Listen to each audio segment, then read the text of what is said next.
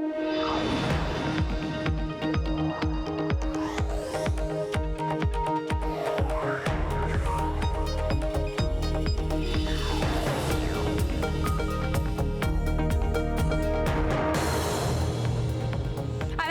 San Francisco, and this is Bloomberg Technology. Coming up in the next hour, fresh evidence in Bloomberg's China hacking scoop. Spy hardware discovered on the servers at a major U.S. telecom company. Those servers were removed just a month ago. Plus, Google's play to take on Apple and Amazon. New Pixel phones with larger displays and a new smart speaker with a screen. But are they enough to send Siri and Alexa packing? And the bulls are backing Tesla. Macquarie says the company is on track to reach profitability, sending shares soaring. Is this a Tesla turnaround? And for good. First to our top story, new evidence has revealed a major U.S. telecommunications company is the latest caught up in the Chinese computer hack revealed by Bloomberg Businessweek. The company discovered the manipulated hardware from Supermicro computers in its network and removed it in August. I want to bring in our Bloomberg Tech executive editor for global technology, Tom Giles. Of course, Tom, this story is still developing. What is so significant about this new reporting? What it shows is that the supply chain remains under threat. That the Chinese do have ways of getting at the components that end up in our data centers, in U.S. data centers. In this instance, researchers working on behalf of this telecom company found this. It's a slightly different type of manipulation, but again, hardware was manipulated, hardware that originated in China, that made its way into into the U.S. supply chain, had been manipulated at its origin in China, and it was found out, and it's been removed. So what it does is it indicates that again, parts of the supply chain do remain vulnerable. And in this case, you have a researcher who has come forward, named in the story, talked about. So he's putting his reputation on the line here. He's talked about what they found, what happened when they, kind of how they reached the conclusions that they came to. We've seen the documents. We've run them by other people who do security, who understand how this works, and they have, indicated to us that his approach makes sense. Now, what was different in terms of how this hardware was compromised from the previous report?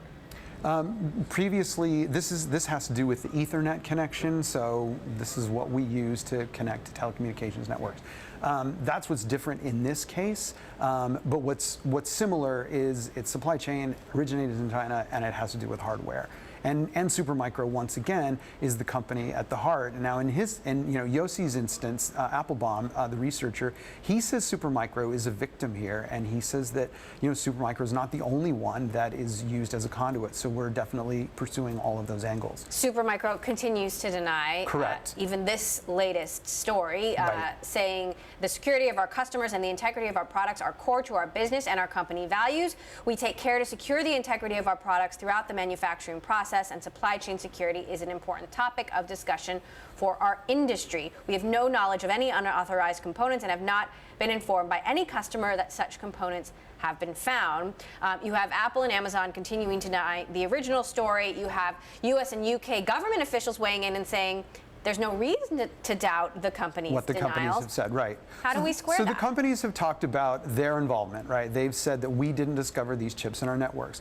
So again, we've had to weigh that against what we've been told by a multitude of sources. 17 unnamed sources and now an 18th named source. Right, although he's not talking directly about Amazon and Apple, to be clear. They have stuck to their denials, and they're very detailed, and we take them very seriously. DHS has come out. We're also, as we've said in our stories, we're not. It's possible that they aren't involved, that they don't have oversight over those agencies that are involved in the investigation that we've talked about, that we've written about. Why might the telecom industry have been targeted, and what could the consequences of that be? Well, I mean, it's the it's the telecom industry. It's the telecommunications industry. It's this is where these are the networks over which all of our communications, our emails, our phone calls are traveling. So it would seem to me a logical target of someone who wanted to understand communications, sensitive communications, and or wanted to eavesdrop on IP. We're not clear exactly what the intent was here, a little bit less clear than we were before, which was very much IP and whatever sensitive communications that were traveling over the networks. Less clear in this instance what the motivation would have been. But again, it's the telecommunications network, so pretty central to all of the communications that are traveling over our networks. All right. Well, I know you and your team are continuing to report out this story. We are staying tuned for any developments. Bloomberg Tech's Tom Giles, thanks so much. We should note that Bloomberg LP has been a Supermicro customer, but has found no evidence to suggest that Bloomberg has been affected by the hardware issues raised in the article. Meantime, a new report from cybersecurity firm CrowdStrike reveals China posed the largest cyber threat over the last 6 months. The company's Overwatch report reveals Chinese adversaries have made targeted and persistent intrusion attempts at multiple sectors of the economy, from biotech and defense to pharma and transportation. I spoke to CrowdStrike Chief Technology Officer Dmitry Alperovich and asked him about both pressing matters. The big headline from the report really is that China is back. When you look at the last couple of years, we actually saw a precipitous decline in Chinese nation-state-sponsored intrusion activity against the commercial sector in 2016, right after the Obama administration struck that agreement with President Xi that both countries would stop conducting industrial espionage against each other. And the Chinese largely abided by that agreement for the time. But then in the last year and a half, we started to see pickup in activity. And now we're just seeing a lot of intrusions in all sectors of the economy, whether it's biotech, pharmaceuticals, high tech, professional services, hospitality, insurance, mining, all types of sectors where the Chinese are breaking in and stealing intellectual property. And now, as opposed to before, it's mostly the Ministry of State Security, their civilian intelligence arm, that's doing most of this activity, versus the People's Liberation Army, the military that was doing a lot of that activity before 2015. Now, Bloomberg has published an extensive investigation that found that the Chinese implanted spy chips on the motherboards of Supermicro servers that then ended up at some 30 U.S. companies and the U.K. and U.S. governments. What's your reaction to this report? We've also got a new story out today that a similar situation was found at a U.S. telecom. Well, supply chain has always been a concern, and we're actually seeing China and Russia and others leveraging the software supply chain in their attacks, where they're compromising software and leveraging the updates for that software to actually introduce malicious code into environments. We haven't personally seen any hardware-based attacks like the ones that those stories are talking about. The interesting thing about hardware, of course, is physical. Someone can actually physically look at it and verify whether there's an implant on those systems or not. So I think there's a lot more to learn still as those stories are unfolding. Now, I should mention that the companies involved have denied this. UK and US government officials have said there's no reason to doubt the denials. But that said, is this within the scope of something that the Chinese are capable of? It's certainly possible. This seems like a very expensive and very difficult effort to go through to achieve that objective, knowing, of course, that they're able to do this through the compromise of software supply chains or just direct intrusions into companies like what we're seeing now. So it's not out of the realm of possibilities, but I think there's still a lot of questions to be answered here. So based on your reporting, what are you most concerned about? You talk about the relationship between nation states, government arms, and their criminal counterparts within those nation states, and that you're continuing to see a blurring of these lines. That's right. We're seeing increasingly criminal groups adopting nation-state techniques, nation-state tools, and tradecraft in order to break into organizations. So increasingly, as nation-states are coming up with a lot of the innovation, a lot of the new exploits and discovering new vulnerabilities, very, very quickly that dissipates into the criminal underground, and those criminals are now using those techniques to break into companies. The biggest threat to companies, of course, is destructive attacks like the WannaCry attacks and NotPetya attacks we had seen from North Korea and Russia, respectively, in the last year. And those types of attacks can take down organizations for weeks at a time. We worked on a number of cases around those attacks last year, and companies have suffered literally tens of millions of dollars, some hundreds of millions of dollars in damage because of them. We've got a midterm election coming up here in the United States. How concerned are you about the security and the integrity of those elections? Well, in general, election systems remain quite vulnerable. Candidates in particular are still not focusing as much as they should be on their security and the security of their campaigns. It's a very difficult problem given the distributed nature of these campaigns and oftentimes that they have volunteers working off personal devices. However, we're not yet seeing any major interference efforts in this election cycle in the midterms, but it's always a concern. So what's the defense? I mean, what's the best defense at this point? Well, it's interesting because the U.S. government, the White House, has come out with their cyber strategy in the last couple of weeks that outlines the fact that deterrence needs to be a big focus going forward. Deterring nation states like Russia, China, Iran, and North Korea from conducting these activities in the first place, that we can't just focus on defense alone. We actually need to find pressure points against those nation states, which don't necessarily have to be cyber. They can be economic, they can be diplomatic, leveraging really the full toolkit of the U.S. power along with our allies to pressure those nation states to stop orchestrating these attacks against us. You also document increased targeting of the biotech industry. You know, how successful have those attacks been, and what are the consequences? Well, this has been a big focus for China in the last year and a half. We're seeing a lot of intrusions into various biotech startups and more established companies. And this is all part of the Chinese Made in China 2025 plan that they are working towards, where they want to see China being a major competitor on the global stage in this sector as well as other sectors. They want to see domestic industry thrive in those sectors. And they're doing that in part by stealing our intellectual property in order to shortcut that time for R&D, understand what mistakes not to make and where to place their bets.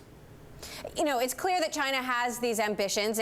It's clear that China is a threat, as you've so well detailed. I mean, do you think the response from U.S. companies and U.S. and U.K. governments should be to move the supply chain or to, you know, sort of divert some of these products that are being made in China to other countries?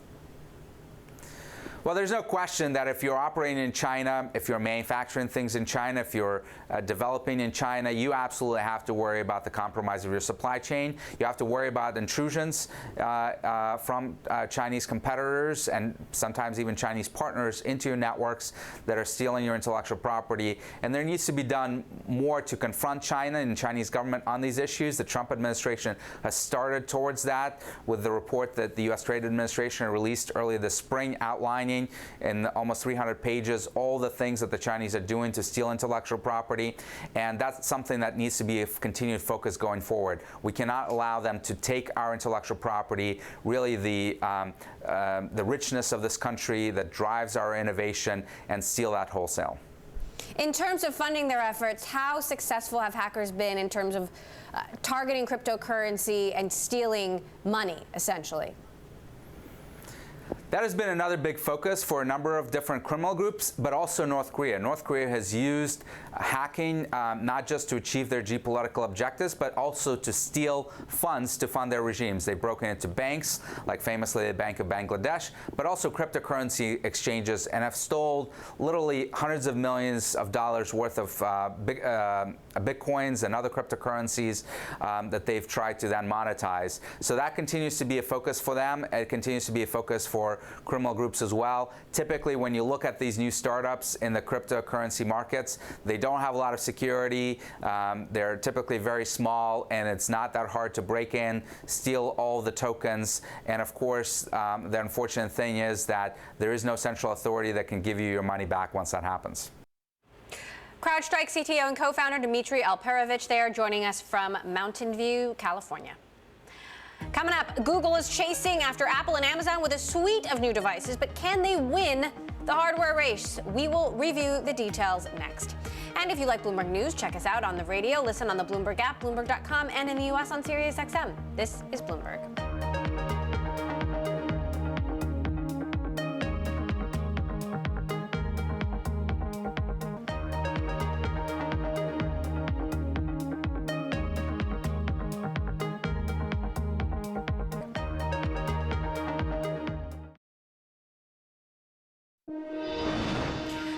Apple's chasing its big tech rivals with a new suite of personal devices. The company showed off 2 new Pixel phones, including an XL version, a tablet computer, and also a new home hub speaker with a screen. Can these new devices gain ground on Apple in smartphones and Amazon in smart speakers? Joining us to discuss, Google Vice President for Product Management, Mario Queiroz, who is at the launch event in New York. Mario, thank you so much for joining us. So Google is going all out on this integrated hardware and software strategy, much more like Apple. Why is this a better tact or a better strategy than the prior one of partnering with other companies? Yeah, our strategy, Emily, is to bring great hardware, but to take advantage of our years of experience in AI and in software to deliver an experience that's more complete and more useful. You know, our artificial intelligence is not artificial at all. We're really trying to do useful things for consumers. So what is the differentiation, for example, when it comes to the phones of the Pixel from the iPhone XS? Great. Well, let me first of all mention that our AI capabilities, we're into our 3rd or 4th generation of imaging, of AI in imaging, to generate the best possible photos out of a smartphone. But we're not stopping there. And you saw today that the beautiful images are being used for magazine covers from Condé Nast and by Annie Leibovitz for a project that she's doing. But we're building, in addition to that, things which people haven't been able to do on a smartphone. You might take a photo and somebody's eyes are closed or they're not smiling, and we automatically suggest from our AI alternative shots that have the shot that you really meant to capture when you press the shutter button. Or for night photos where the lighting is not perfect, or when you're trying to zoom on a smartphone, we're applying AI to give you the best shot the first time, every time. In smart speakers, Amazon was first to market. They're, of course, leading the market right now, but Google is hot on its tails. Do you think the smart home market is a winner-take-all market, or will homeowners embrace multiple devices from multiple different vendors in one home?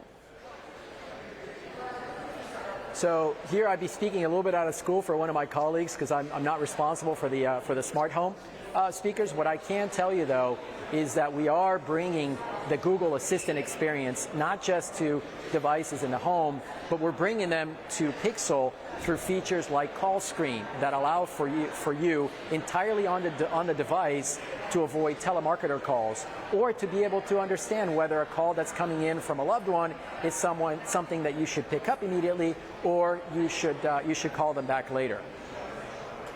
Now, the phones have a new security chip, custom designed by Google, called Titan M. Of course, there are renewed concerns about privacy.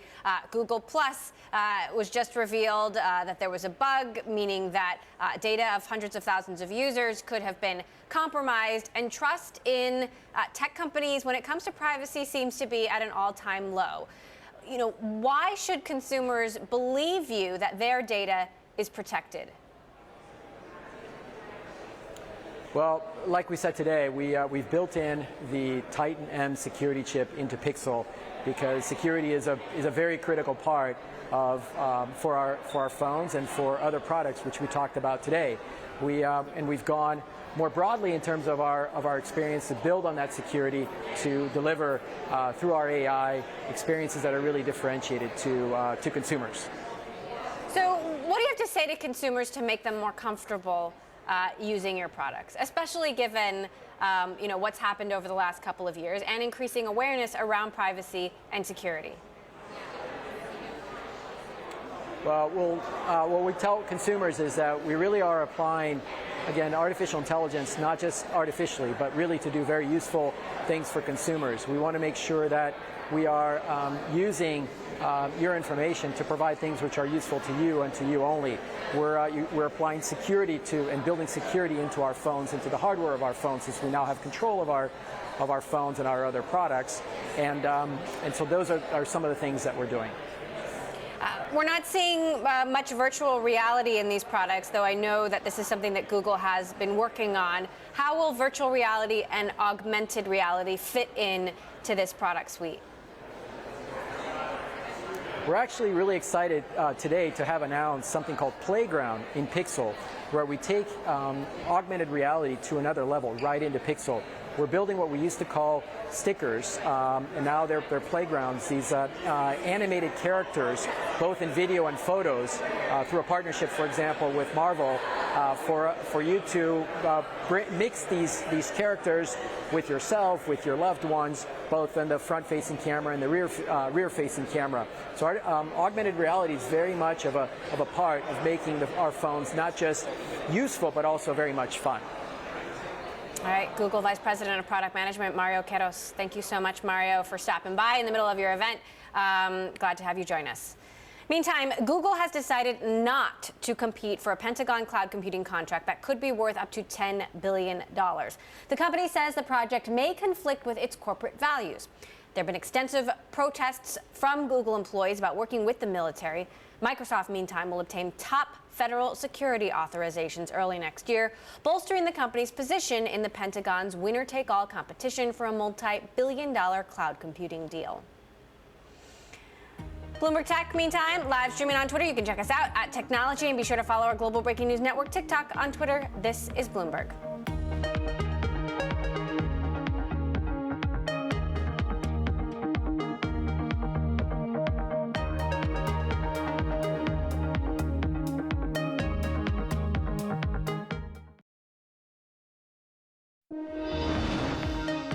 Mercedes-Benz parent Daimler is working with its biggest investor to start ride-hailing and car-sharing services in China. Bloomberg has learned that Daimler is in talks with Geely to set up a joint venture. The project would take on the industry leader in China, Didi Chuxing. And speaking of China tech, the $220 billion rout in shares of China's Tencent is now in uncharted territory. The internet giant has lost more market value than any other company in the world this year. It's down 38% from a closing high in January. Plus, Tencent has been mired in a downtrend for a record 259 days. Shares have been hit by a profit warning and concerns over tech valuations. And in the race between China and the U.S. for 5G, Verizon's new CEO, Hans Vestberg, is shaking up his management team. Bloomberg has learned that Vestberg is personally interviewing the company's top 300 managers to identify who will help build Verizon's fifth-generation network. Not all execs will make the cut. Some have described the process as re-interviewing for their jobs. Coming up, Google is taking on Apple and Amazon with its own fall product launch. But with the recent shutdown of Google Plus following a data breach, will consumers trust having Google in their living rooms? Plus, could this be the start of a Tesla turnaround? We will take a look at what's got the electric car maker shares soaring. This is Bloomberg.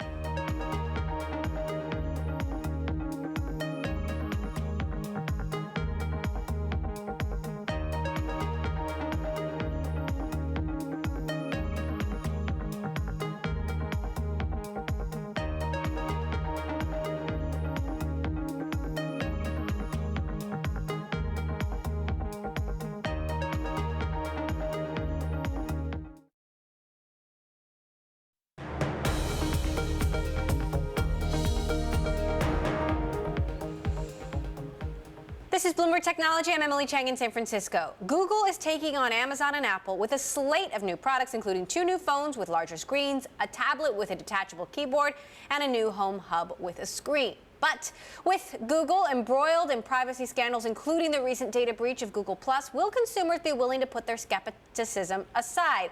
Joining us now to discuss, Bloomberg Tech's Garrett DeVink. Garrett, will they? It's a great question. I mean, consumers up to this point have continued to love Google products, Gmail, search, all of the above. With the new phones, that's been a challenge for Google to break into that premium handset territory, obviously dominated by Apple and the iPhone. And they have a couple new phones out today. The design is, pretty straightforward, pretty nice, pretty what we're used to seeing from Google. A couple kind of clever software features, such as if you let a call go to voicemail, it will transcribe that voicemail in real time, so you can see if it's actually something important and quickly pick up the call halfway through the voicemail. But like you said, the timing is awkward because yesterday there was a big story and Google quickly following it up with a big mea culpa that they did find a bug in the Google Plus social network around March and decided that because from their perspective no one had been harmed by it, that they didn't need to talk about it. And of course now they do, and the timing isn't great for them. Look, Pixel phones haven't exactly taken off. What does this phone have on the iPhone and other competitors, and could it just be a slow starter? I mean, the pitch from Google has always been that if you are deep in the Google ecosystem, if you're a major Google Calendar user, Google Drives, Google Docs, then using their phone is just going to be more convenient. It's going to be more seamless, especially if you're interacting with a lot of other people who are also using Google products. But it seems that a lot of consumers, obviously, they still want that iPhone. There's still that cool factor. There's still that attraction to the premium iPhone model. Google also spent a ton of time today. I was at the event, and for the portion that was focused on the phones, I would say at least 70 to 80% of that portion was focused on the camera. So the camera here, they even had pictures taken with the new iPhone XS lined up next to the pictures from this phone to sort of show why their camera was so much better. And so maybe for those people who want to have that experience, it'll just be another reason to pick up the new Pixel. All right, Bloomberg's Garrett DeVink covering this Google event for us. Garrett, thanks so much for your reporting. Meantime, Tesla shares soared Tuesday after Macquarie joined the bulls, saying the company is on track to reach profitability. So, is it time to talk about a Tesla turnaround? Joining us to discuss Bloomberg News, Tesla reporter Dana Hall here with me in the studio. In New York, we have Ivan Feinseth, Chief Investment Officer and Partner at Tigris Financial. So, Dana, Macquarie is initiating coverage here, initiating it at a buy. What is their argument that Tesla can hit profitability and that this is indeed a good buy right now? Well, they think that Tesla has a really strong brand and a strong value proposition. They think they could be profitable in the second half of the year thanks not just to the sale of cars, but to ZEV credits here in California. And they also feel like Tesla still has a big opportunity in the energy storage market, which is a part of the business that we rarely get to talk about. But Tesla does sell batteries to utilities, and they feel like that's a big growth market for them. Ivan, do you share Macquarie's optimism here? Yes, I do. First of all, the ruling that Elon got a few weeks ago was an incredible positive and removed a huge overhang of concern. Second is the third quarter deliveries of I think about 81,000 cars was also very promising. So I think that other than Elon's comment about the SEC as far as the short seller enrichment committee, he does love to kick the beehive, but I think that a lot of negative concerns have been lifted from the stock. Well, and that's a big but, Dana. The judge who's overseeing this settlement still has to decide whether indeed it will be okayed, and Elon poking the beehive, calling the SEC the short seller enrichment commission, probably doesn't earn him a lot of goodwill. Yeah, I mean, it'll be interesting to see what the judge does. My understanding is that both the SEC and Musk/Tesla have to kind of turn in the paperwork signing off on the agreement by Thursday. Then she has to sign off on it, but she doesn't have to sign off on it on Thursday. She can mull it over. So that's still like a procedural hurdle that everyone has to go over. And yeah, I mean, poking the SEC was not considered to be a particularly wise move. The shares were rattled, and so you had the shares kind of fall on that. Now they're up again on this positive coverage by the new analyst. Meantime, Ivan, the latest Model 3 numbers were good. We did not get a forecast for the quarter. However, do you have a concern that Tesla will not be able to sustain the pace of Model 3 production that it's been able to demonstrate over the last few weeks, throwing everything at the wall? No, I think that the pace will probably get a little better. The demand is still there. The car is incredible. They have an incredible niche and an incredible fan base. So I think that as they gradually increase production, the company will continue to do better. Dana, talk to us a little bit about what we're expecting, with earnings coming up, what we know and what we don't know about Model 3 production. Well, they haven't given a forecast for how many cars they expect to make in the fourth quarter, which is odd because the whole premise of the company is that they're going to mass produce this car and eventually make a $35,000 version, which is not in production yet. So I feel like that's still a big question for investors. The whole premise of the Model 3 was that it was going to be mass market and start at $35,000, and that car is not in production. They're just making the higher end models. So when are we going to see that car, and how many people who are waiting for the Model 3 want that lower price version? So, Ivan, would you say it's too soon to talk about a true Tesla turnaround? We know the shares have been suffering, partly as a result of this SEC situation and Elon Musk's behavior. But do you think that this is the beginning of a turn for the better, or is it too soon to tell? I think it's somewhat a turn for the better.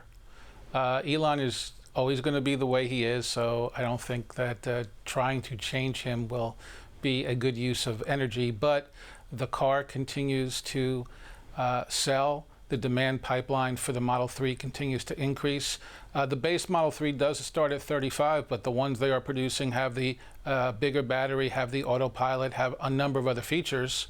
And that is usually the case even with cars that start at 35. Usually when you add a number of features that you want, like the glass roof and things like that, they're probably going to sell for around 45 to 55, depending on the features. But I think the car represents a lot of value for the performance, and the gas savings is also tremendous. And I believe some sort of tax credit will be in existence for some time, because it is almost in everybody's best interest that there are more electric cars on the road. It reduces pollution, carbon footprint, and dependence on foreign oil. So I think that there's a lot of wind behind them right now. They get a lot of good tailwinds. Meantime, Dana, the settlement with the SEC requires that Musk step aside as chairman. They're going to be looking for a new chairman, 2 new independent board directors. What's the status of that? Yeah, we don't know if Tesla has actively begun searching, if they've hired a search firm, but they're on a deadline. I mean, Elon has got to step down as chairman within 45 days, and that's like putting you at mid-November. And then they need to hire 2 new independent directors within 90 days. So they've got a very busy fall. A lot of names have been bandied about, but we don't have any insight as to how serious those candidates are. Ivan, any names you've heard that you like and think are also realistic? I have not heard any specific names, but I think a lot of people would be excited at the opportunity to join Tesla, because it is not only a car company, it is an energy company. The battery storage opportunities are big. I think also the solar panels are big. And there's more to come. They have the semi-truck, which is another game changer. They have the Model Y crossover SUV coming. They also have that Roadster. So there's a lot in the pipeline for the company, and I think a lot of people wouldn't mind being a part of it. Well, several names have been bandied about. Former Vice President Al Gore, Indra Nooyi, Pepsi, Alan Mulally, Ford, but who knows if that's just wishful thinking or realistic choices. Tigris Financial Chief Investment Officer Ivan Feinseth, always great to have you, as well as our Bloomberg News Tesla reporter, Dana Hull, who will continue to valiantly report this beat. Well, a scathing new research report says that the parent of Snapchat is quickly running out of money. Analyst Michael Nathanson of MoffettNathanson says Snap may need to raise capital by the middle of next year. He predicts the company will lose more than $1.5 billion in 2019 while it rebuilds its user base. Still ahead, you hear blockchain and you probably think Bitcoin, but what about music? The first music festival powered by cryptocurrency is going down this month in San Francisco. We will catch up with the festival's co-founder next. This is Bloomberg.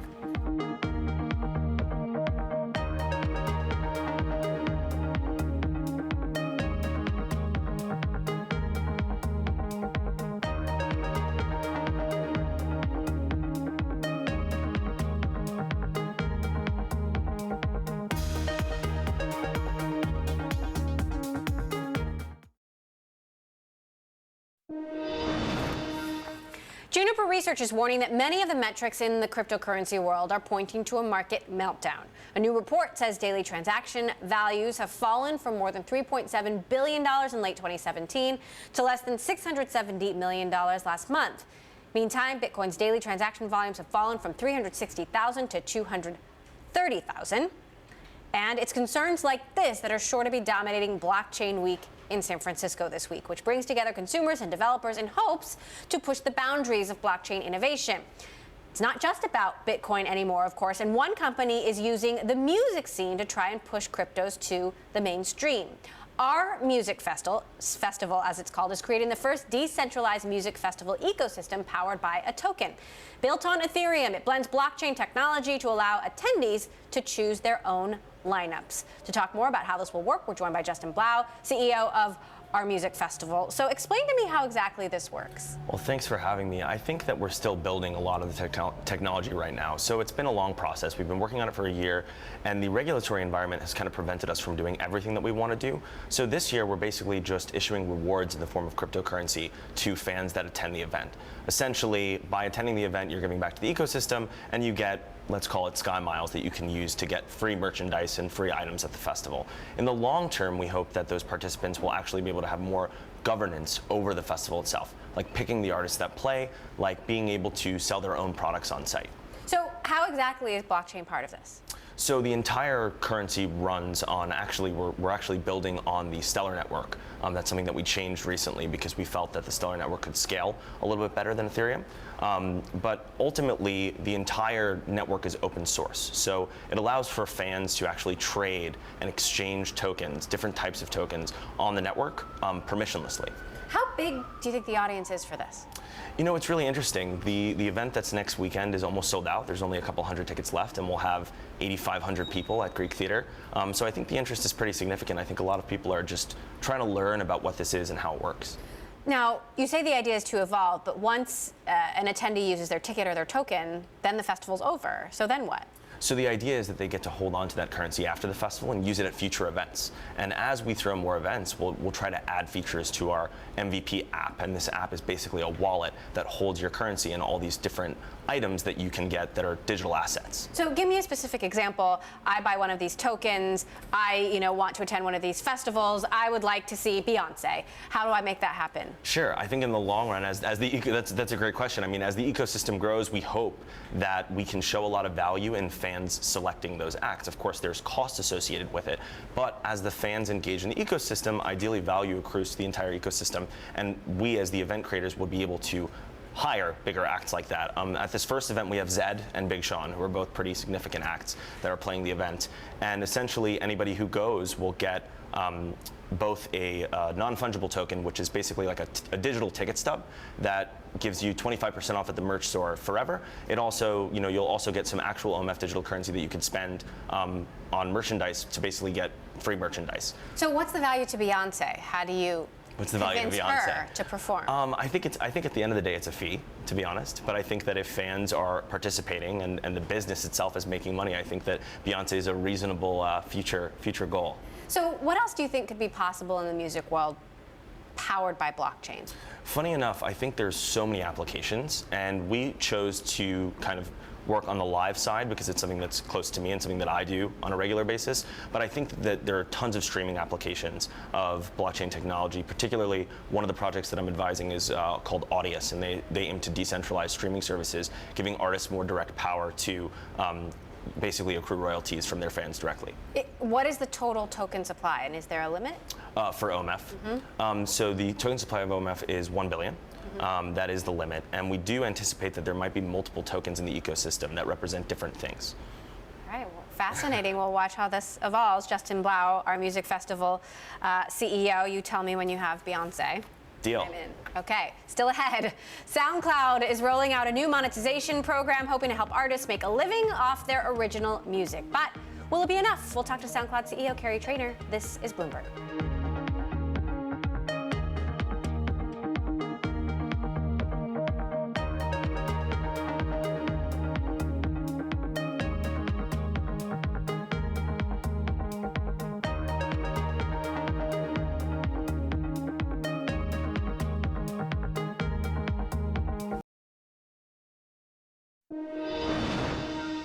Words with Friends and Farmville could be getting a new owner. Sources tell Bloomberg that Zynga, the company behind the popular mobile games, has attracted takeover interest from other game developers. While no formal talks have taken place yet, the San Francisco-based company has reportedly received preliminary approaches. Zynga currently has a market value of $3.3 billion with over 1 billion players. Well, it's always been hard for musicians to make a living, and recently technology has made it even more difficult. Many online platforms pay musicians a mere fraction of a penny per stream, and if you do the math, what that means is that even with 1 million streams, artists won't bring in any more than $10,000. SoundCloud is hoping to make a dent in that trend. Here with us now to discuss, SoundCloud CEO Carrie Trainor. Carrie, thank you so much for joining us. So you're rolling out a new monetization program today. What does this mean for creators and for listeners? So what this means is we're now going to be rolling out the ability to monetize directly on SoundCloud. We're inviting hundreds of thousands of creators, so anyone with a SoundCloud Pro or Pro Unlimited subscription. And it means that it'll be the largest group of audio creators able to monetize anywhere on the web. So SoundCloud has always been defined by offering creators an expansive set of tools to share their work with their world however they wish. And today, in addition to this, that sharing and being able to generate a fan base, we're excited to roll out the ability to make money directly on the platform to more creators than ever. How much revenue do top musicians make from SoundCloud, and how does that compare to revenue from other services? Well, look, of course, it varies greatly creator by creator, and one of the most important things is offering the creator the most direct line to listeners and the largest percentage of revenue that they take home directly into their pocket. Because, of course, from a true independent creator, being able to have that direct relationship with the listener, whether they choose to have a manager, whether they choose to have a label, is up to them. But for an independent creator, this means more money in their pocket at the end of the day on a revenue share basis. Now, we also have many creators, who have gone far into their career and also decided to remain independent, like someone like Chance the Rapper. We also have content from major label talent. So for SoundCloud, it really runs the full spectrum, from the true independent all the way through to the global superstar, and we want to just make those tools available to as many creators at as many different stages of their career as possible. Now, you've recently partnered with Pandora on ad sales. How does that accelerate SoundCloud's offerings, given that Pandora listeners are declining? Well, it's a great relationship for us because we're one of the largest bases of listening in the United States and anywhere in the world. So for us to be able to tap that a world-class sales team of Pandora to help us monetize our U.S. inventory just means much more revenue coming into our platform and our service from the U.S. market, which in turn means more revenue for creators. So for us, it's a fantastic opportunity for us to just make much more revenue with the existing inventory that we already have on SoundCloud. Does SoundCloud have more users today than it did a year ago or less? If so, how many more or how many less? We have not disclosed our numbers. However, the service is still growing nicely. Yes, from last year, and we're really excited with the growth that we've seen both on the user side as well as the revenue side. And so it's been a really solid year for us, and we're extremely excited about the future. And we remain one of the top streaming apps in almost every market worldwide, certainly the largest and most developed. And the reason for that, though, is that it's a very different type of service. SoundCloud is built from the creator out. We're the largest collection of audio creators on the planet. We have content from over 20 million creators, and we want to be the first place that those creators come to reach the world. And in turn, for listeners who love discovery and who are excited about discovering something first, SoundCloud offers a very different experience, which is one of the reasons we continue to grow even as streaming overall matures. We've all seen the hypergrowth of digital advertising, Google and Facebook, but audio has been slow to catch up. Do you think that kind of growth can be replicated in audio? If so, how? I do. I think audio is just such an extremely interesting category that's really starting to emerge, and you're seeing it across the board. Certainly from the advertising interest side. Again, one of the reasons we're so excited to partner with Pandora, and I love their plan, to really be the largest seller of audio. And then you look at other trends from the consumer side, where certainly with the expansion and penetration of music, and then add on to that, of course, mobile, but now the connected home, the connected car. And then on top of music, you can add non-music streaming, right? So you have podcasting, you have information services, you have voice control. So you have a number of trends, both from the consumer side as well as from the commercial and monetization side, that I think make an extreme bull case for audio. And we certainly see that at SoundCloud, and we're really excited about it for music, as well as all the audio content that's hosted on the platform. There have been reports of a podcast sort of plateau. Do you think this is still a big area of growth for you and a way to expand margins? I do, and look, I think personally, I think that this next wave of podcasting is, it is here to stay. Also, for all the reasons that I mentioned in terms of consumer interest in accessing not only music but non-music audio through all of these other outlets. But I do think that it's going to come somewhat in chunks, right? So I think that the excitement that we see when people invest in programming and technology, and it may feel like it sort of plateaus, but I think you have to look further into the future. And I absolutely think that, as I said, the consumer demand is there. There's lots of great technical challenges still to be unlocked, and a great sort of commercial future, particularly as offline traditional radio really goes digital. So I'm absolutely bullish long run. All right, we'll be watching or I should say listening, SoundCloud CEO Carrie Trainer. Thank you so much for stopping by. That does it for this edition of Bloomberg Technology. I'm Emily Chang from San Francisco. Tomorrow I'll be coming to you from LA. This is Bloomberg.